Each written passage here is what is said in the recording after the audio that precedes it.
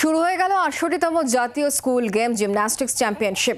Howrah Dumurjala indoor স্টেডিয়ামে কলকাতা সাই এবং garden রিচের বিএনা এই তিন জায়গায় চ্যাম্পিয়নশিপের জিমন্যাস্টিক্স প্রতিযোগিতা হচ্ছে। ডুমুরজলা স্টেডিয়ামে রিদমিক জিমন্যাস্টিক্সের মহিলা বিভাগের প্রতিযোগিতা হচ্ছে। বাকি দুটি জায়গায় পুরুষ এবং মহিলাদের আর্টিস্টিক এবং অ্যাক্রোব্যাটিক জিমন্যাস্টিক্স প্রতিযোগিতা চলছে।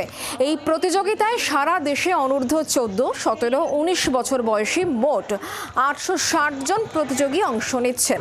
এই প্রতিযোগিতায় ভালো ফল করা প্রতিযোগীদের নিয়ে একটি দল গড়ে দিল্লিতে মিনি জাতীয় গেমসে পাঠানো হবে। সেখানে পদক জিতলে রাজ্য সরকারের পক্ষ থেকে চাকরি দেওয়া হবে।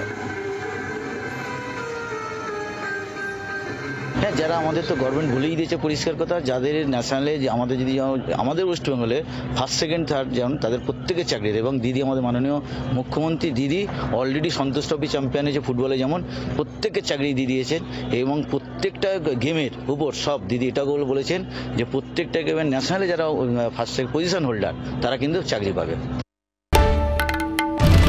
বাংলার আওয়াজ, বাঙালির আবেগ, জি ২৪ ঘন্টা।